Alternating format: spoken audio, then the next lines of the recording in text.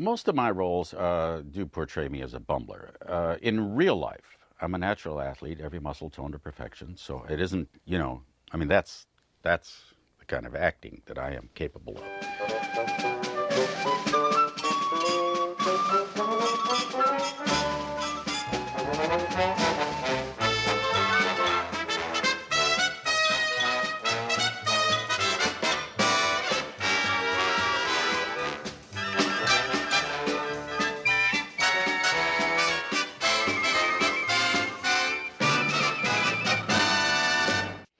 I never wanted to be in show business. I wanted to be a jockey. I was galloping horses at a couple of tracks in Cleveland, and I weighed about 95 pounds when I was a senior.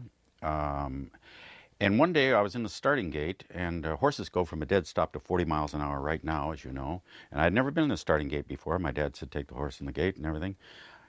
The gates opened, and I looked down the track, and the horse was going down the track, and I said to myself, I should actually be on that horse. And I think from there, I gave up the jockey business. And I went to Bowling Green State University for 11 years. Very hard to get through there. Then I went to the Army. In '56, I defended Seattle for 2 years. As you know, they were not attacked. Most people go in for 2 years. You go in as a private, come out as a corporal, almost automatic. I went in as a private, came out as a private, and spent a little extra time because the military had no sense of humor. I'm telling you, I'm so mad I could... Oh, put that grenade away, will you, Chuck? Yeah, well, Skip, I lost something. What? The pen. Yeah, you know, it goes in here. Well, I know where it goes. Throw it. It's a live one. Is that an order? That's an order. Throw it. All right, you're wasting government property, though. Throw it. Everybody. I was on guard duty one night, and I thought it was kind of silly because I was guarding a service club where they have like pool balls and cards and bingo and stuff like that, and nobody was in there. And at 2 o'clock in the morning, I was getting a little tired, so I fell asleep in the back of a car. And I woke up and I looked at my watch, and it's almost 3 o'clock when the lieutenant would come around with a mad dog and to check on the guys on guard duty. So I jumped out of the car, ran around to where I knew he was coming, but I had forgotten my rifle in the car. And the Army is so touchy about having your weapon with you at all times. So I realized he was coming. I had no rifle. So I went into the garbage and took out a long neon tube light, and I held it on this lieutenant as he came around. I said, halt, advance, be recognized, which he did, give me serial number and a lot of that stuff. And he looked at me and he said, wait a minute, what is that? I said, this is a light bulb, and if you come any closer, I'll turn it on. Halt! Who goes there? I'm Ensign Parker, officer of the day. Oh, no. This is going to be easier than I thought. Don't move. Let you have it. From there, I got to paint rocks. I painted rocks white, and then you put them along the driveway. Then I went on, I got 2 extra weeks in the Army for that. They were so kind. Not the big court-martial where they go, you can't handle the truth. Not that one. Just the small 3 guys going, you got 2 weeks painting rocks. Then I went on fire duty, and you're supposed to put coal in the furnace every hour, and I had the hospital was my thing. And I thought, this is silly, putting coal every hour. So I put all the coal, at 11 o'clock, I put it all in the furnace. At about 11:45, I heard the fire engines, and I thought, boy, that sounds close. And the hospital was not on fire, but it was filled with smoke. So back with the 3 guys again, what happened? And I said, let me just explain something. Those guys in that hospital were there. They said they could not walk. And that's how they got out of a lot of duties and everything. There's about 80 guys in there. And I said, you'll notice that those guys came running out of that hospital. I said, I think it's kind of like a miracle, don't you? Then I painted the rocks again and I put them along. Got another couple of weeks there.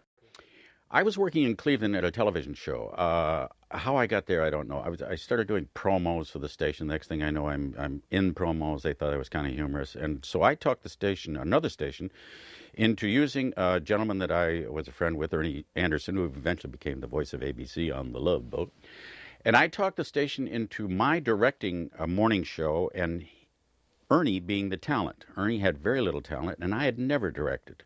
So we would come on at 8 o'clock, and we're supposed to be off by 9:30. We're supposed to have a movie and a guest each day. We couldn't get a guest because the show was so bad, so I was always the guest. I'd lock it on and come out and be a guest. And the movies, I couldn't figure out how to end them at 9:30. So the first week we had no endings of movies, and people would call in and say, you know, I said, come on, Citizen Kane, it's a sled, you know, get off my back. So then we started showing just endings, and it got to be kind of an inside thing that people thought that was rather humorous. And Rosemarie from the Dick Van Dyke Show came through, and she said, you know, this is kind of funny. And I said, we're actually just fighting for our lives here. So she took it out to Steve Allen. Steve said, have this guy come out. I did 3 shows here. Ed Montaigne, who was the producer of McHale's Navy, happened to see one night when I was on Steve Allen. He said, you know, maybe this guy would make it Ensign Parker. I went back to Cleveland because I thought, you know, if you did Steve Allen, what else are you going to do? That's the end. I mean, Don Knotts, Louis Nye, Tom Poston, come on. It doesn't get any better than that. I went back to Cleveland. They called up and said, "You want to do Ensign Parker?" And I said, "No, I think I'll stick around here. We got a pretty good thing going here." And that guy said, "You got to be nuts." I said, "Well," so the station manager of the station in Cleveland fired me so that I would go out there. I went out there and did McHale's Navy. Look, Captain, you just give that Mr. Parker a chance, and in a pinch, he'll come through, sir.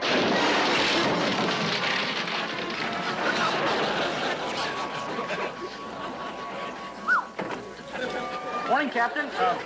Watch your brakes. And so I went out and did it, and Ernie was sensational. I mean, here's an Oscar winner dealing with a guy who really should be in Cleveland. And, you know, to go from Marty to Here to Eternity and Bad Day at Black Rock, I mean, the alpha omega of acting, and here's me who I didn't know anything about this, you know.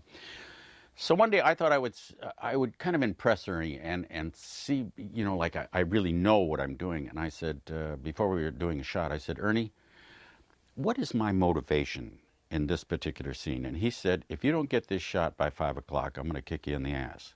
So that was my acting lesson, and that's the only one I ever had. Doctor! Oh, yeah, me. Well, that's why the dreaded cookberry fever struck. Let's move out. Cookberry fever? Yes, yes, that's right. It's a scourge of the settlements. Why, the last time it hit, it wiped out thousands, millions, thousands.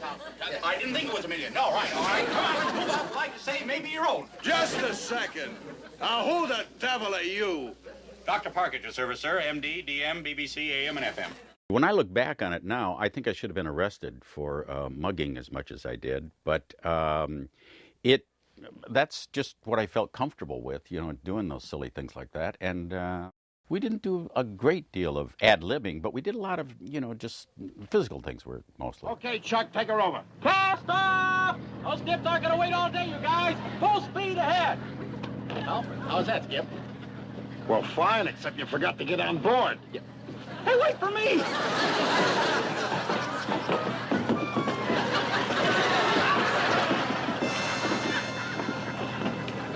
Everybody contributed to our show, and everybody wrote a little bit. Everybody said, I got an idea. So I figured, well, you know, let's give it a shot here. And the story were very easy to write because we had such a great cast around it. And so I contributed a little bit on that, and was working with Ernie and that cast and crew, and Joe Flynn, who was such a funny guy. So simple, and everybody was so welcoming, and you know, it was such a good time on that set. It was about the military, so it was mostly men, so you know, you could spit and chew and swear and get burritos and things, and nobody really cared. But it was just fun time, really.